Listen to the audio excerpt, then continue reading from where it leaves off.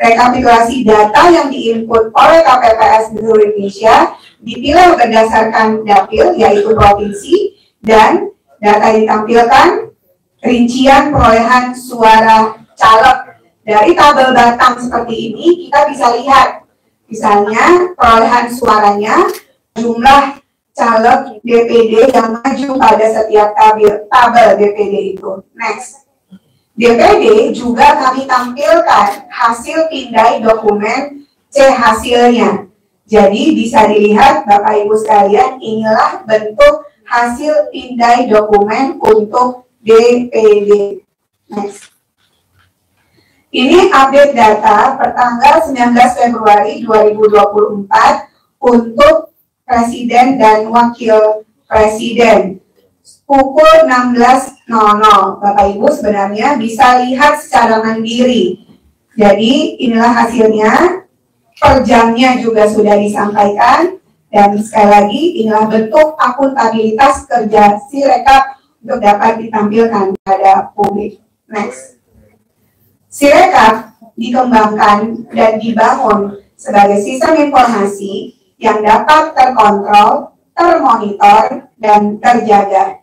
Dalam penggunaan Sirekap sebagai alat bantu rekapitulasi sudah sangat mendukung dari sisi akuntabilitas dan transparansi. Sirekap ini memiliki skala yang besar dan kompleksitas yang tinggi dalam hal komputasi. Sirekap ini baru kali pertama kita gunakan untuk pemilu 2024 dengan kompleksitas 5 jenis pemilu sekaligus. Untuk menunjang kebutuhan Sirekap dibutuhkan cloud server yang reliable, memiliki skalabilitas yang tinggi, dan memiliki sistem keamanan yang mumpuni, regulasi yang berlaku, dan memperhatikan perlindungan data pribadi.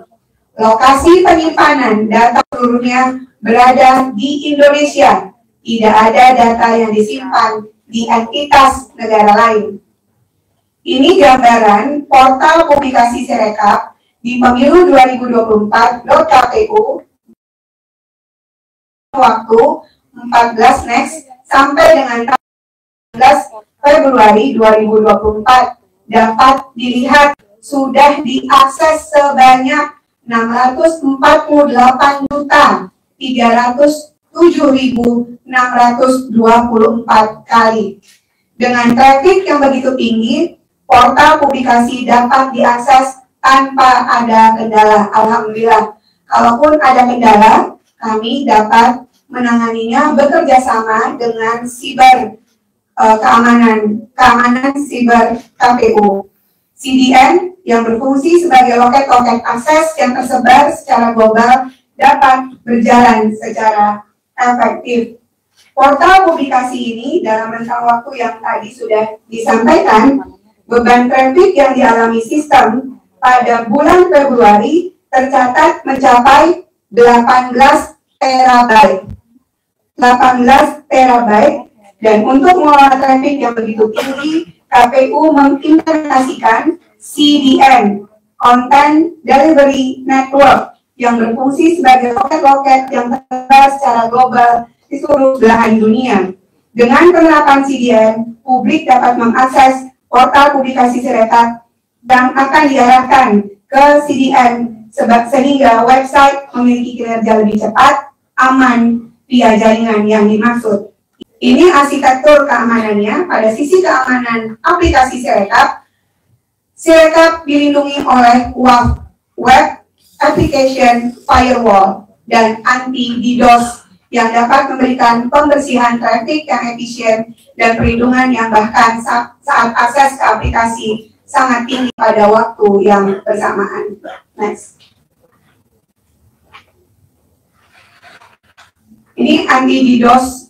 DDoS sendiri adalah Distributed Denial of Service, serangan cyber yang terjadi dengan cara membanjiri server dengan fake traffic internet yang diharapkan bisa lumpuh.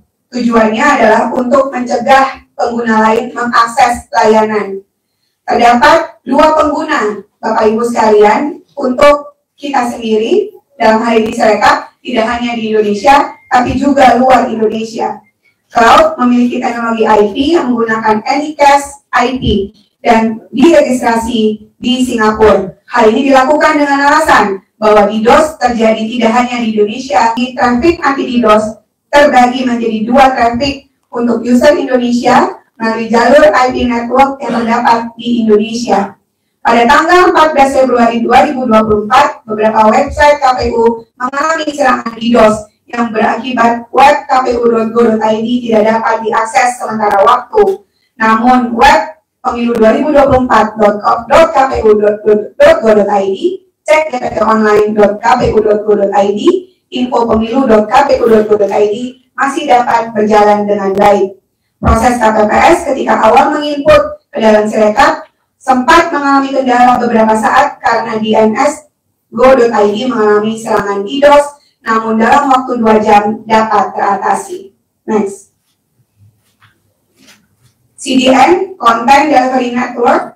Untuk kuota publikasi, KPU mengimplementasikan CDN yang merupakan jaringan server yang didistribusikan secara global agar membantu website memiliki kinerja lebih cepat, aman via jaringan tersebut.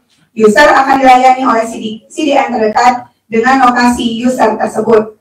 Para pengguna yang akan mengakses hasil KPU, CDN Cloud menggunakan IP random, terdapat lebih dari 3.200 plus CDN nodes di dunia.